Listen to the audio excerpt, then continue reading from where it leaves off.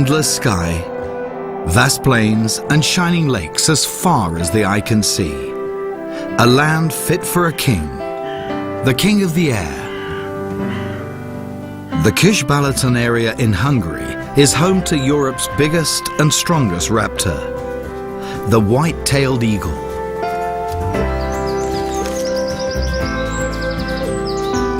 Times aren't easy for a monarch these days. The world a newly hatched eagle chick faces is uncertain as never before. Europe has grown crowded and full of new challenges.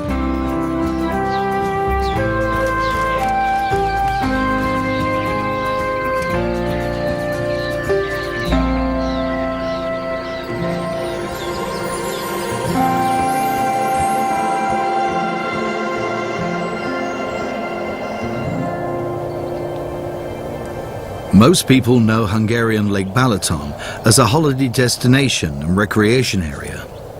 But just a few kilometers from its hotels lies a vast nature sanctuary.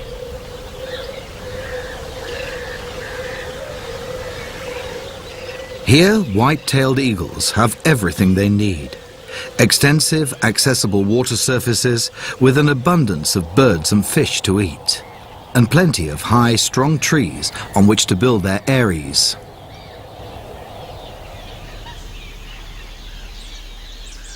At just a few weeks old, the young eagles sport a dense, dark plumage, and only the last vestiges of white down, like stardust, remind us of how they looked when they were first hatched.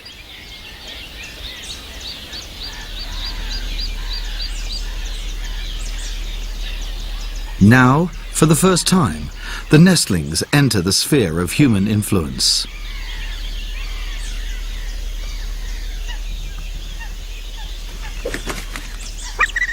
An ornithologist starts to ascend their tree.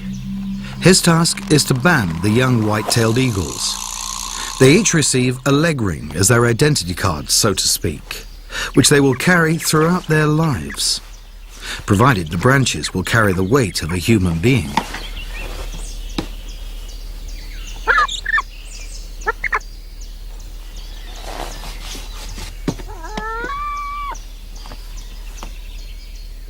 Done. They decide to name the stronger fledgling Victor, a winner. Now they hope that he'll be able to overcome the many adversities ahead of him, grow up safely, and someday hatch chicks of his own.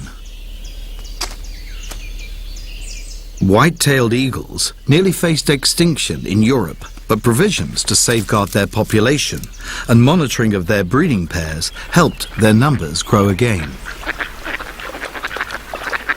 Spring at Kis-Balaton. Red-crested potsherds and coots enjoy the rising temperature. No more ice cover at last. They splash around and stuff themselves with delicacies.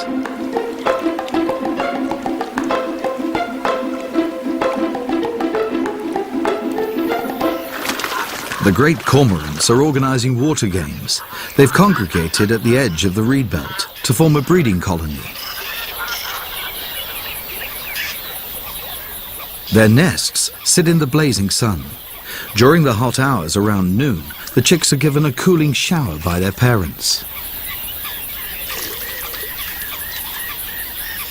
The nestlings get their food from their parents' throat pouches, mostly fish.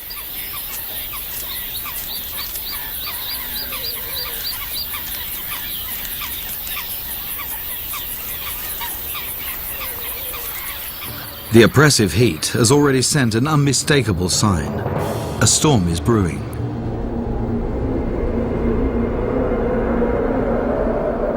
The Pannonian Basin is notorious for frequent and disastrous storms in spring.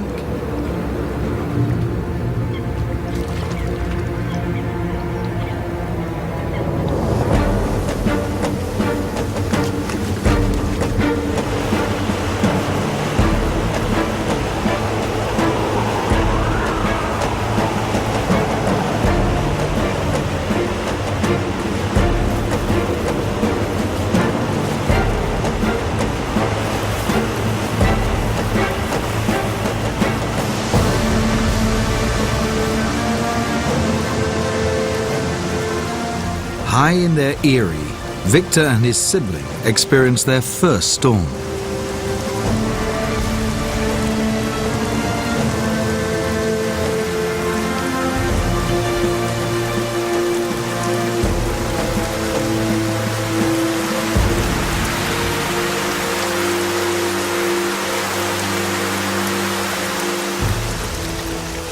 It's over.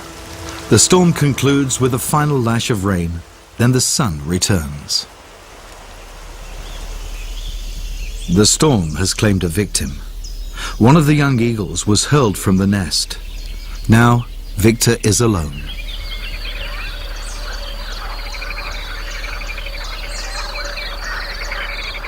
The following days pass without incident.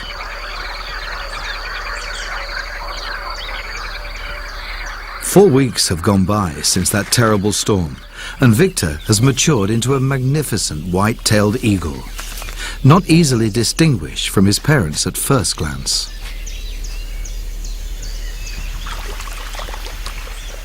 The further spring progresses, the more independent the new generation grows.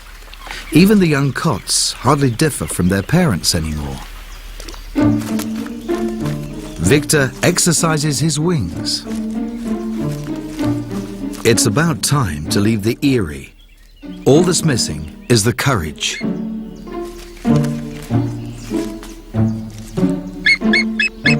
His mother tries to cheer him up. A cheeky jay seems to join in. Finally, Victor starts his first flight.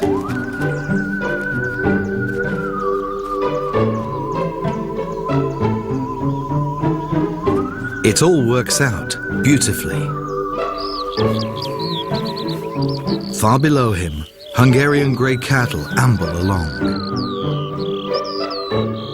Victor gradually gains confidence.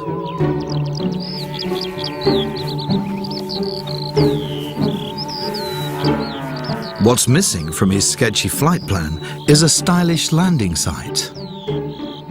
Victor is pragmatic. He lands in the middle of the cattle, on the ground, far from what one would expect of a stately eagle.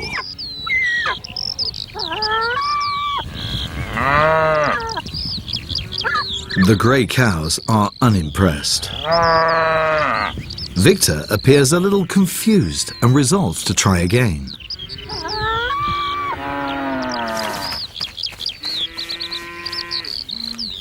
Over the coming days, he will increase the range of his orientation flights and meet more of his four-legged neighbours too. The European otter, for example. Colleague or prey? Victor flies nearer. His hunting instinct is awakened. The otter is just as inexperienced as the eagle. Victor decides to consider him prey.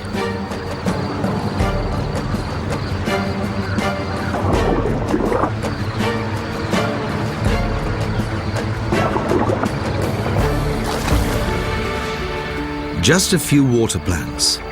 It's not as easy as he thought.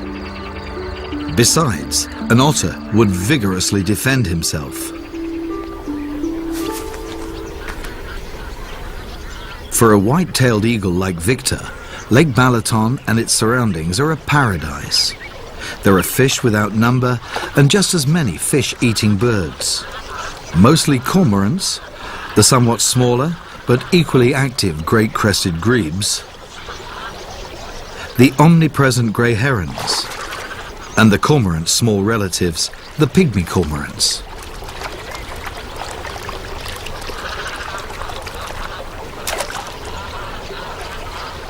Every angler knows, even if there are lots of fish, it's not easy to catch them.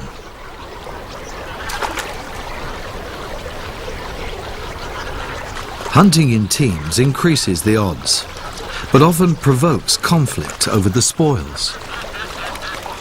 The eagle is at the top of the food chain. He feeds on fish and animals that eat fish. Victor is still busy practicing his landings. His vantage provides him with a view of a herd of water buffaloes.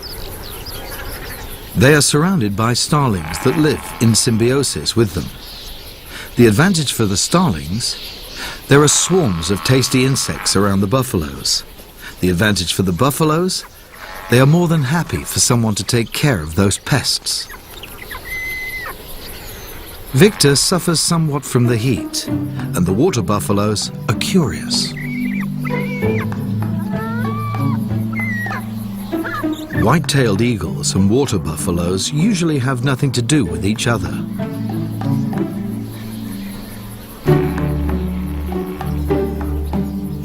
And things get boring.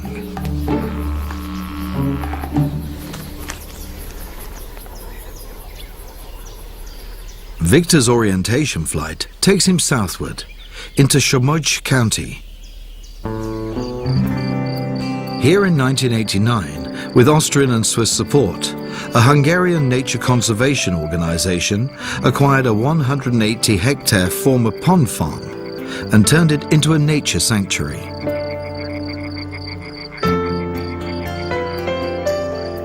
Since then, the area has become a UNESCO Biosphere Reserve.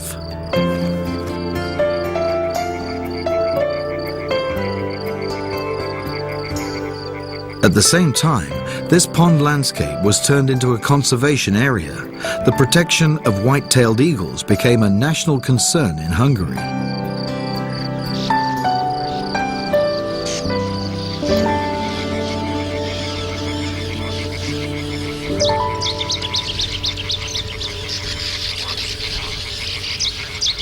Life in the San Martin colony is like an overcrowded kindergarten. While the youngest chicks still need to be fed in their breeding burrows, the older cousins, already fledged, gather in small groups.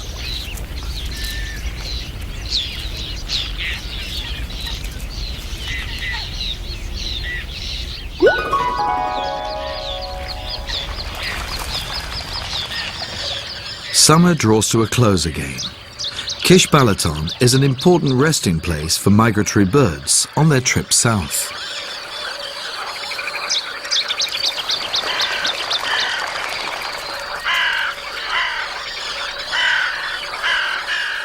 The crow's presence signals the approach of autumn.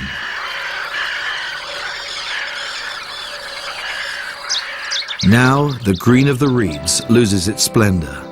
The hard edges of the world soften. The colors grow weaker, and the first patches of fog appear.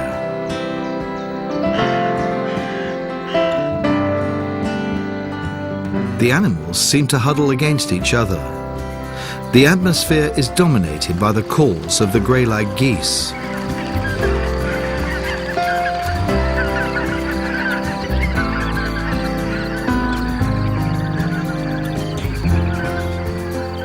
Soon, living conditions will be much harder for all.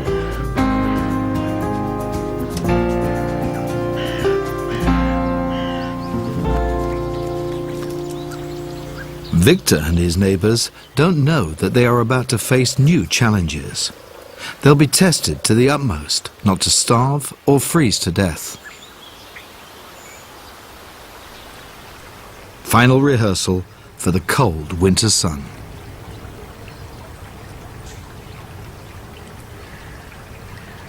Kis-Balaton shows its romantic side for the last time in the year. Relying on time-honored experience, the swans seize the opportunity and search the ground thoroughly for food.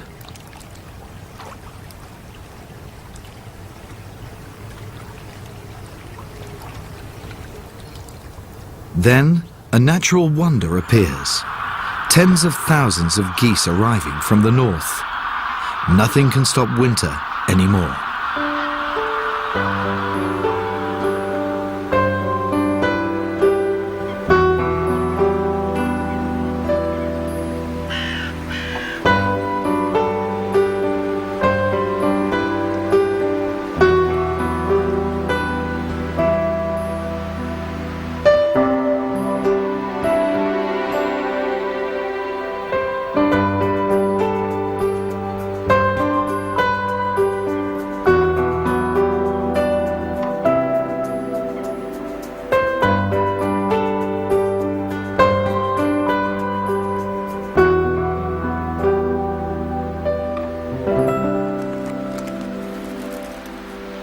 Large parts of the lake are already frozen.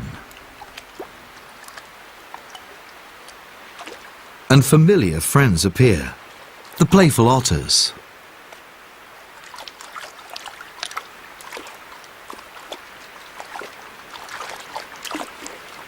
The grey heron knows. When you see otters, there are fish, or at least fish leftovers.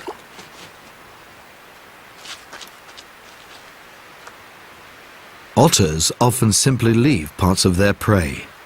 Victor is sold.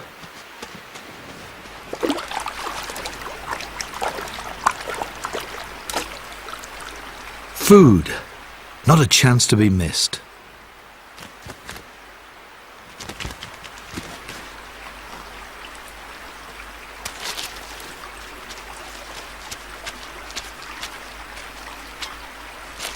The eagle is not the only one noticing the dead fish. A European water rail examines the situation. It sensibly waits until Victor leaves.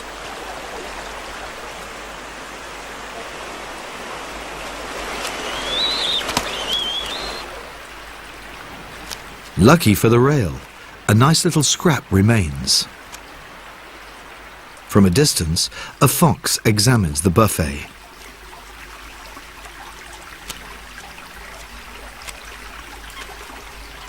Too far, not worth the trouble.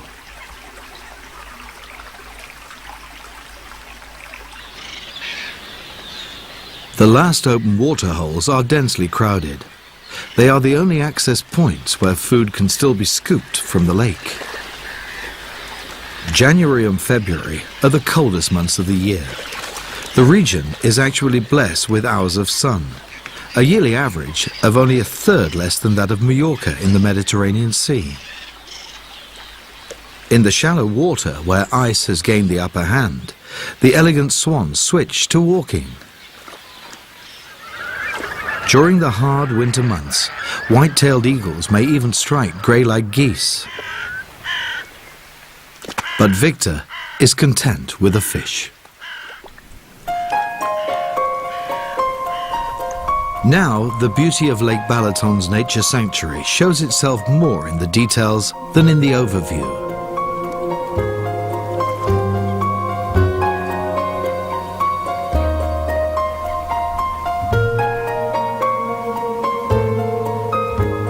Some animals are much easier to spot in winter's white scenery than in the summer.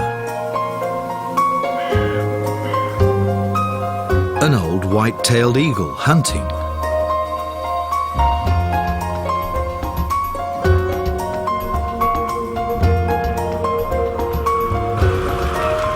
The geese have nothing to fear. At the sight of their feathered army, even the cleverest eagle has a hard time singling out a single prey.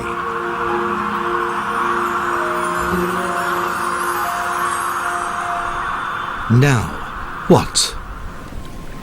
A solitary mallard. The eagle won't hesitate a second. He covers his prey with his wings and leaves no doubt about who owns it. There's Victor. Would his cousin perhaps? No, he wouldn't like to share.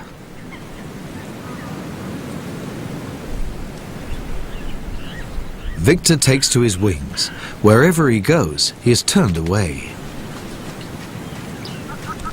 Though some white-tailed eagles seem to get along quite well. Eventually, Victor is lucky enough to find such a friend. Where white-tailed eagles feed, hooded crows are never far away. They move skillfully on the slippery ground, always within reach of food, but never close enough for sharp eagle claws to rake.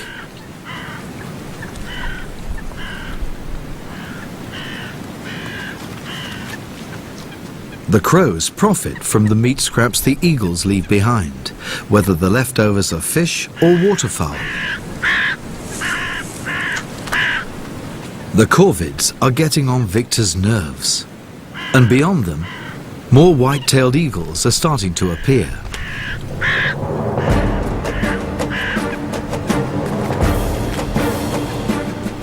They seem to be in a good mood, playfully tossing pieces of meat to each other.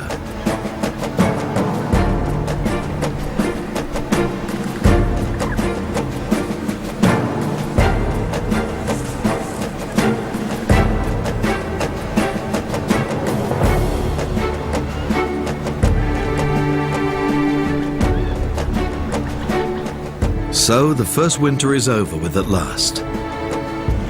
By March, the average temperature has already risen to more than 10 degrees Celsius. The ice retreats, and the first spring of Victor's life will soon bring him a fateful encounter.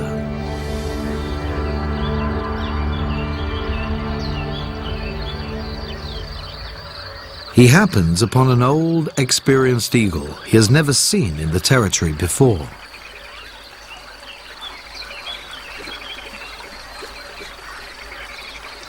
There he is, an imposing sight. A traveller who apparently has returned to his home. Most white-tailed eagles are loyal to their original territory, but every now and then, some follow the call of adventure. Will Victor be one of those explorers someday?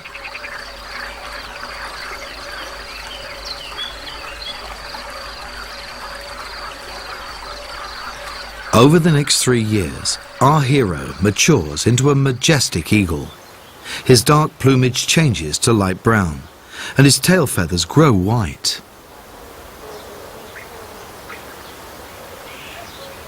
His razor-sharp claws and shining yellow beak prove that he now belongs among the adults.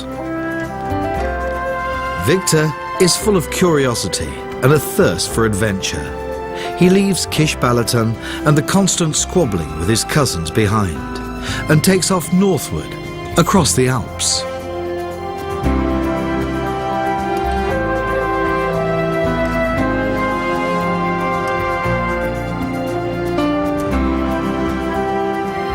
After 300 kilometers, hunger and cold are finally getting to him. A dead rabbit tempts him to land in a small clearing in the Austrian Waldviertel.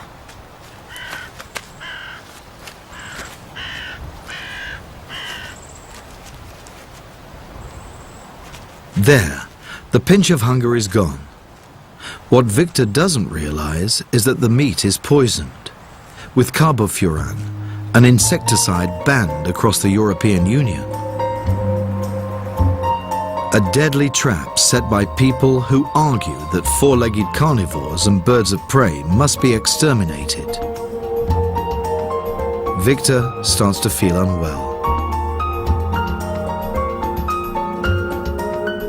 He loses consciousness.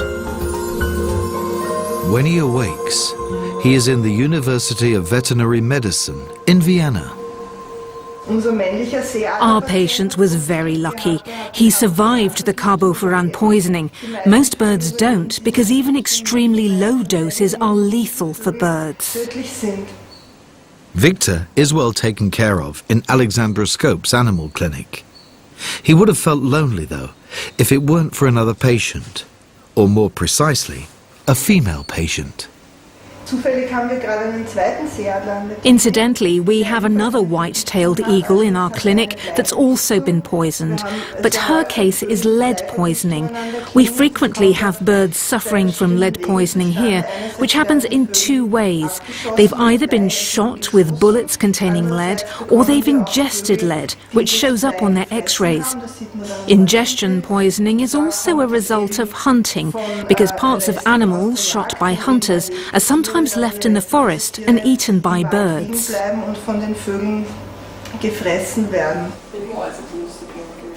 In Austria, 150 tons of lead ammunition are fired every year. Other countries have long since switched to soft iron bullets that are no burden on the environment. The lady's name is Wendy. Victor is fascinated. An approach is out of the question, but then things take an unexpected turn. As Victor's condition improves, he is taken to the Herringsay Owl and Raptor station near Vienna.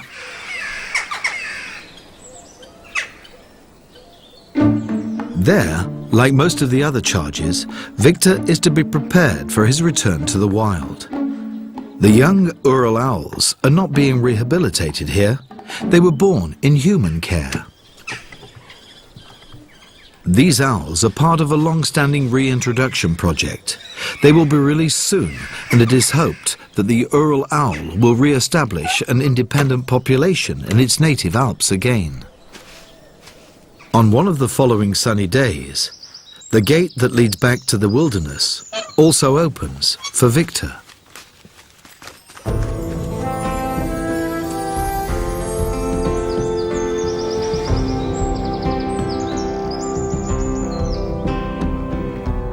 Now, there is nothing to keep him from his long journey into the north. He flies across the Czech Republic and Germany and reaches the coast of Norway.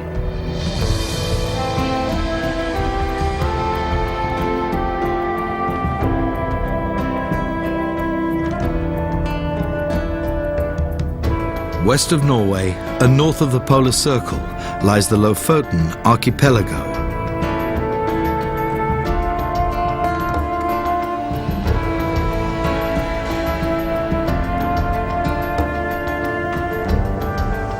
What a tour, even for a white-tailed eagle. Exhausted, Victor settles onto a rock and looks around.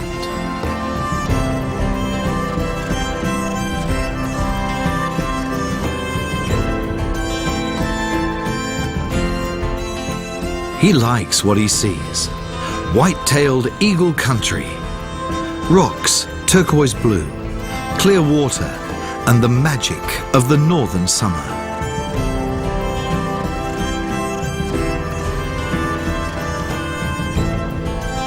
His inner clock tells him night must be falling soon. But it doesn't.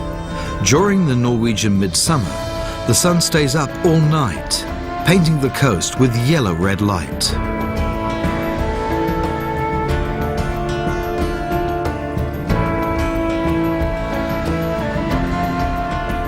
Eurasian oyster catchers take advantage of the light hours to search for crabs and mussels.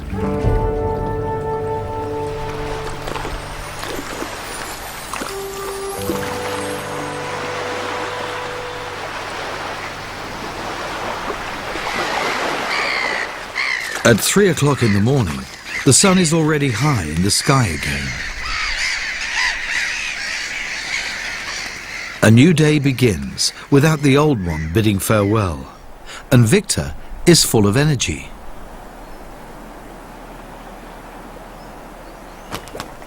Just as he did as a teenager back in Kish Balaton, Victor sets out to explore his surroundings. He discovers Henningsvær, a traditional historic fishing village typical of the Norwegian coast.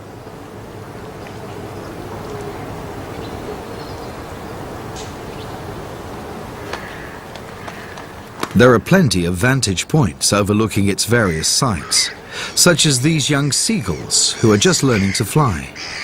Not an easy undertaking in strong winds.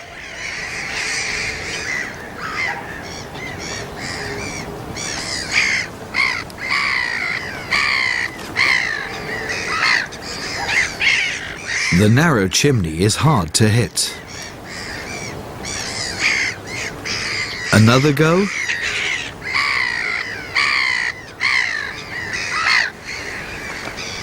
Well then. All the roofs of the fishing village belong to the seagulls, as does the airspace above them. And regarding sheer noise, the seagulls are unbeatable anyway.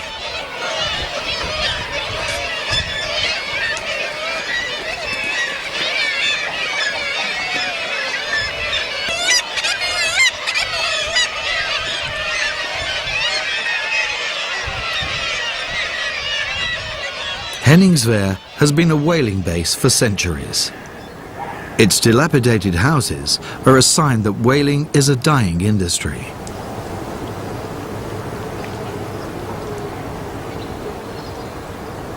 Today, its inhabitants are committed to soft tourism. Fewer cars and more cyclists. And there is something quite spectacular. White-tailed eagle safaris. Every noon, a boat full of tourists heads for the fjords to marvel at the mighty birds at close range.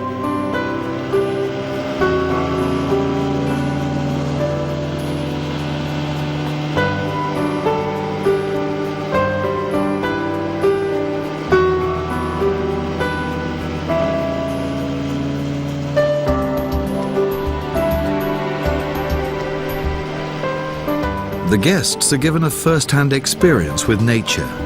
They feel the sea spray, pass solitary rocky islands and dangerous cliffs, enjoy the ocean air, and feel the cold north wind on their faces.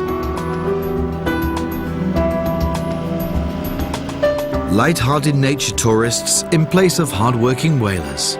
Who would have expected that? Victor grows alert. He noticed that the seagulls are eagerly looking out to the sea and seem to be waiting for something.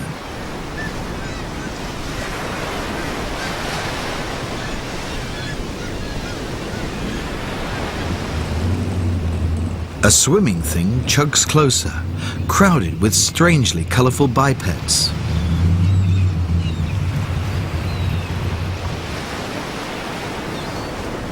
The experienced seagulls know what to expect. For some reason, the bipeds toss dead fish into the sea.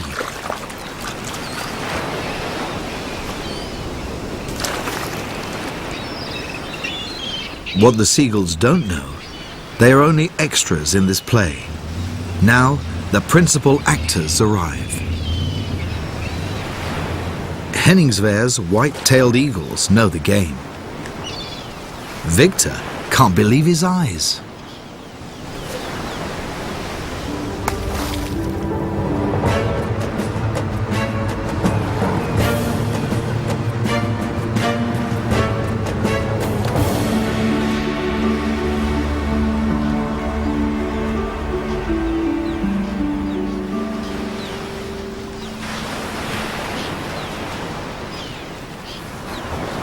What a wonderful place. Every noon, free fish. The Eurasian oystercatcher's life exists mainly in the intertidal zone. Here, he searches for mussels, bristleworms, crabs, and insects. He feels uncomfortable with the eagle's presence and tries to drive him off. Just like the seagulls, who engage in constant mock assaults.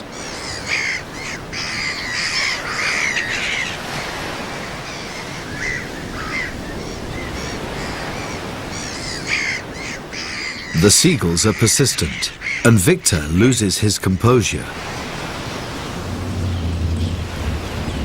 Or is it just the enticing fish that cause him to leave his resting place?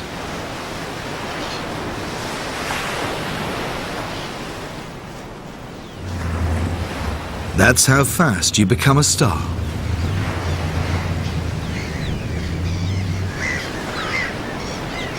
Although the seagulls won't knock it off.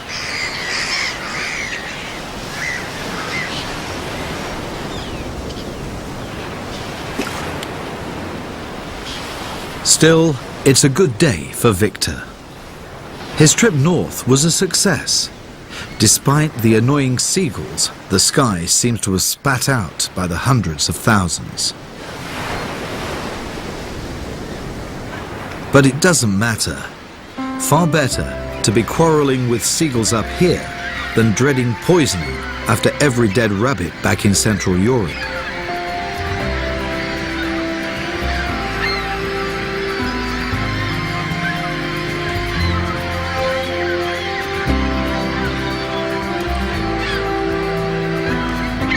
Every day, Victor explores the barren world of the Lofoten archipelago some more. Occasionally, there are familiar sights. Cormorants, for example. Time passes, and the pleasant northern summer gives way to an increasingly cold and damp autumn.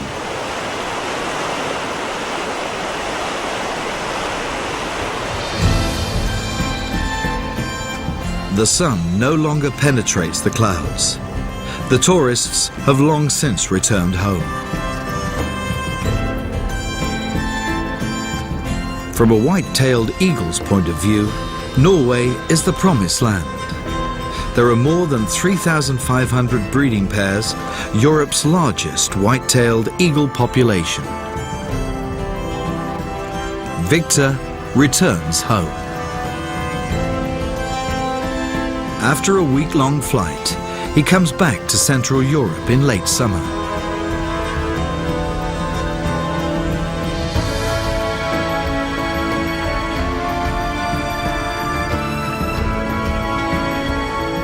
The Alps, a forester's lodge, and a forest that seems serene.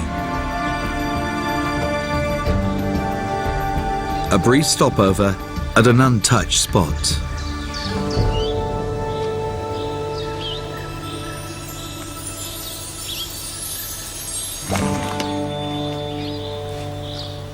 Victor looks around. A world not tended and trimmed, but enchanted and wild. Fallen trees, fungi with strange colours and shapes, rotting wood, moss pads, sparkling dewdrops, a dense blanket of forest herbs, and young trees stretching towards the light. In short, a natural forest.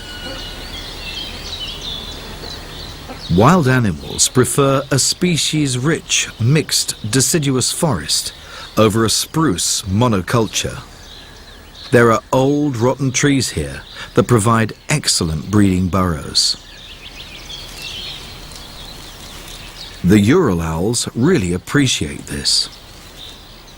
Victor knows them from his convalescence at the owl and raptor station after his poisoning. White-tailed eagles and Ural owls usually have nothing to do with each other.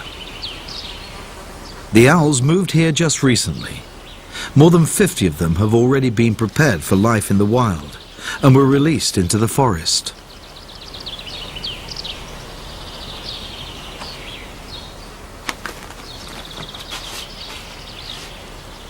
This ambitious project is supported by the state of Lower Austria, the Research Institute of Wildlife Ecology in Vienna, and the Austrian Federal Forests.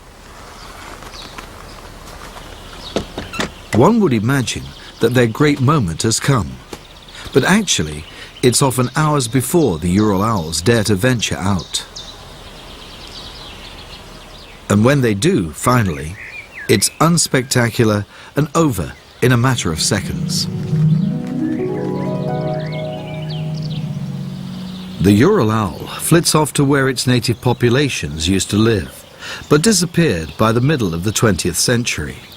Light deadwood stands and diversified forests broken up by meadows and fields. The Ural owl embodies biodiversity. A fine place for the owls then, but not for white-tailed eagles, who need lookouts and airspace and water, not meadows. Victor has left the area and explores a new location 100 kilometers further. The Lower Austrian Camp Valley has plenty to offer a white-tailed eagle. A river, excellent vantage points, fish, and lots of sturdy trees on which to build eyries.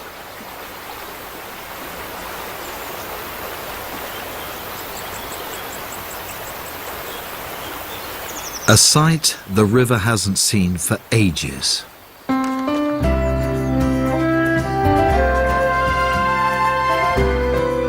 A white-tailed eagle glides along its course. Every bit as majestic as one would expect from an eagle, silent and impressive. His eyes pierce through the shining water surface, Victor sees every individual fish, provided they show up.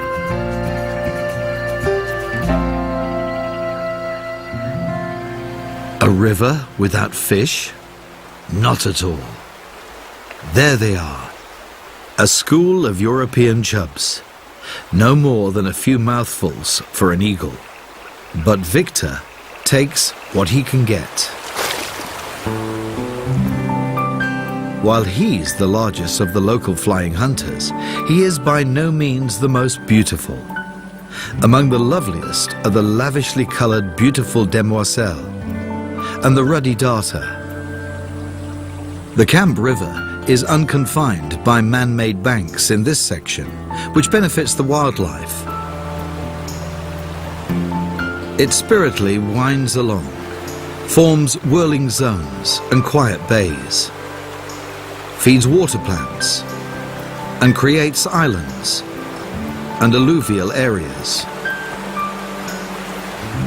In short, a river just like the Ural Owl's forest, natural and wild, as the world used to be in days long gone by. Victor is thoroughly content. Suddenly, he hears a familiar call in the distance. Further inspection reveals the call comes from this strange place. What's this? A scrap metal dump? And who on earth is in such a tizzy?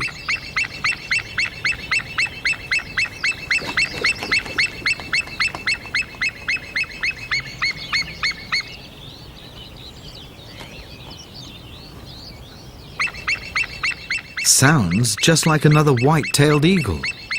But what could he possibly be doing here of all places?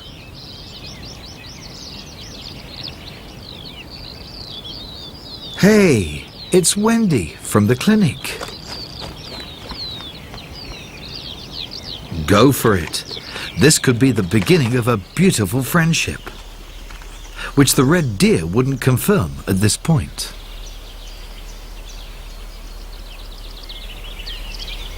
Not a soul as far as the eye can see. The Allenstein military training area is a perfect place for an eagle wedding. The deer clear off, the eagles perch atop the highest tree. Even if the ground shakes now and then. Victor and Wendy are as undisturbed by this as are the other wild animals. Military training areas are known to be a favorable retreat. The tanks keep churning the land, creating new and interesting terrains for a rich diversity of plant and animal life.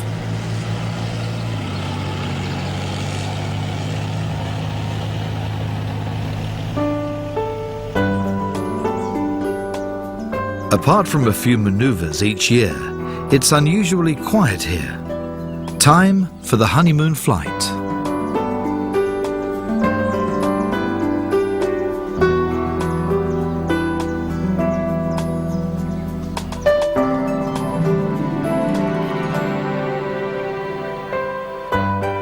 Then winter takes over. When no mouse should dare an open snowfield, particularly if Ural owls are close by.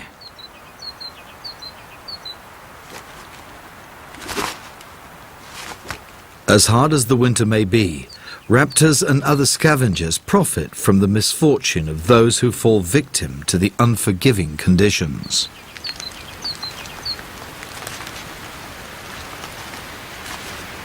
Buzzard and magpie. Their hunger brings them together. The dead animal will provide them with food for several days.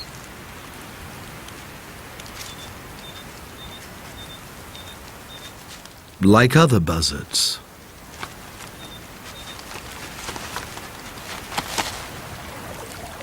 The days grow longer. The cold eases.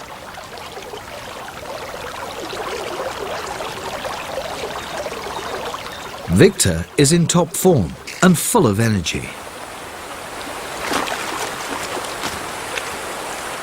In just a few weeks, he will be the father of a young eagle.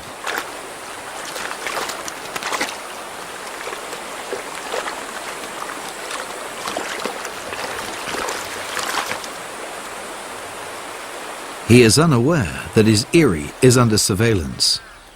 The undercover agent is a worthy adversary, the Eurasian eagle owl. An unprotected eagle nest or nestlings would tempt him. At night, of course, when he has an advantage over the eagles.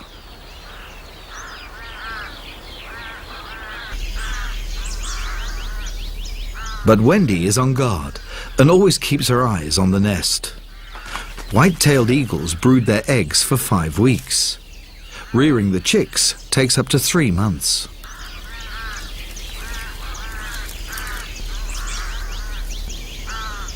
Living in a military training area really pays off.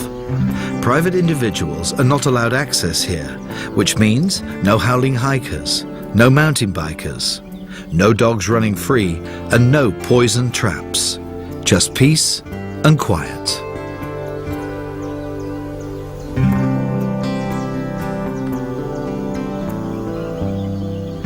By April, it's happened.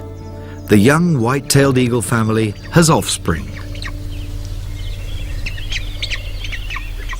And just like when Victor came into the world, there is an ornithologist with rope and hooks and a few leg rings in his bag.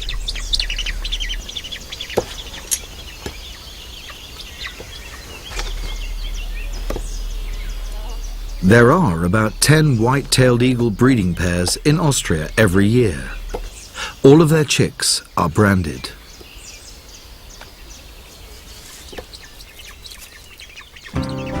The spitting image of their father. A friendly smile to say hello. The labelling done by the WWF gave Austria's white-tailed eagles a boost. Exact records and observations of each individual animal allow for accurate reports about numbers, habitat, and the condition of their population. The chicks are registered. From now on, the ornithologists keep a low profile. 2 months later, the 2 white-tailed eagles are about to leave their parents' eyrie. They have nothing to fear from the young eagle owls, and they'll soon learn how to fish too.